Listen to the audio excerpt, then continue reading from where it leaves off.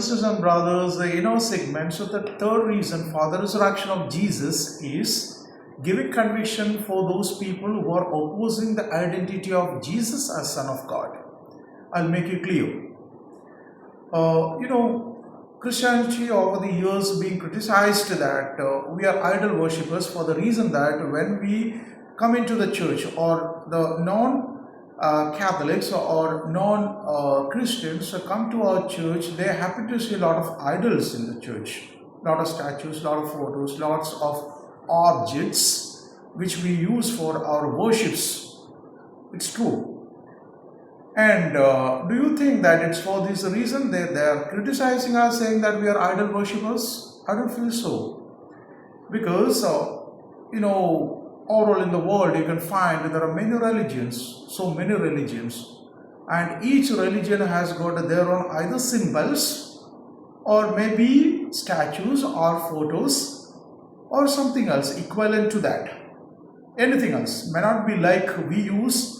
Each religion is different, and their convictions are different, their faith is different, so we have to respectfully accept what they are doing.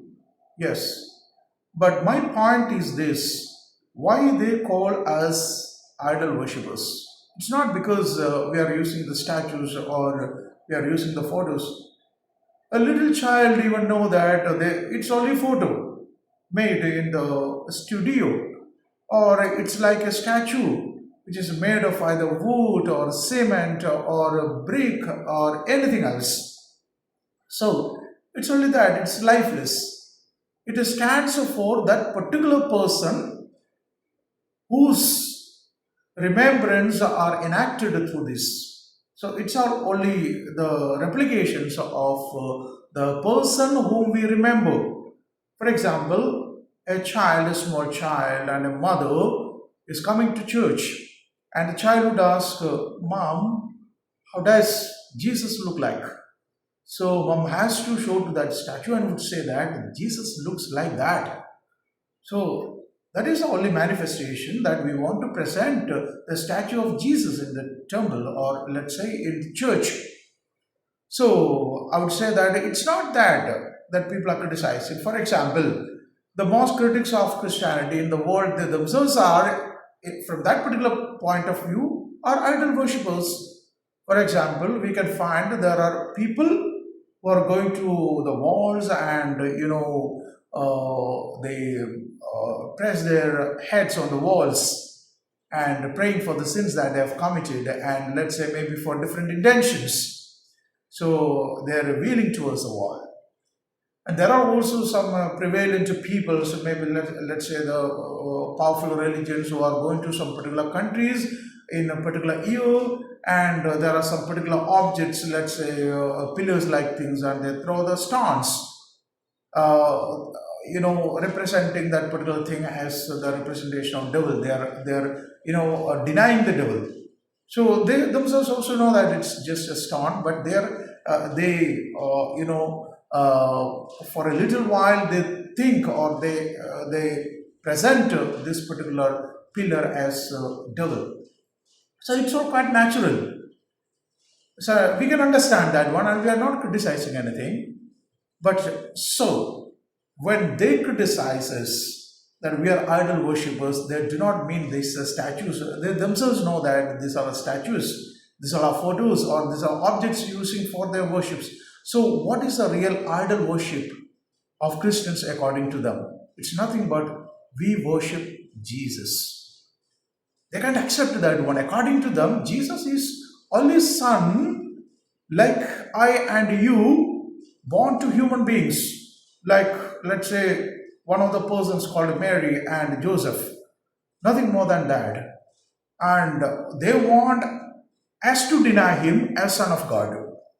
Or let us say they don't want us to worship Jesus as Son of God. This is their position. So, they cannot accept Jesus as Son of God. Maximum they can accept as, let us say, as a religious leader or as a prophet or anybody else, but not as Son of God. That is the difference. So when we take that bold step because of our conviction and because of the way that Jesus lived here on earth, because that scripture became fulfilled here on earth, and that we believe. So, which they cannot accept, and because of that, they call as idol worshippers. And my dear brothers and sisters, let me ask you a question. It's very easy to pray to unknown God, but it's very difficult to personalize that God. And that is a bold step. You can go to God. You can praise any amount of time to unknown God. But see, if you can't believe that that particular unknown God can come in the human form and live among us, if you are not able to believe that one, I would say that your faith is wrong. Your faith is fake because you don't have that tremendous faith. According to you, that God is incapable of coming down to the human self and living among you. Then your faith is, you have to question your faith. You have to challenge your faith. So this is where we believe that God can come down to the earth because He is, as I said, omnipotent, omniscient, ever-living God. He's not that, He's not this. So therefore, He can take any form.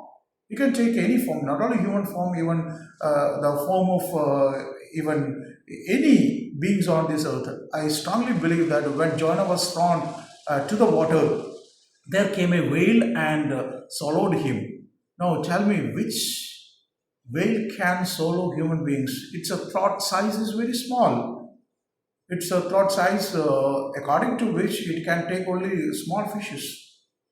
So therefore, I would say that either it would be God or God might have formed a different whale in order to consume Prophet Jonah and take him to Nineveh. That was a purpose. That purpose has to be fulfilled. So God can take any form. That's what I believe.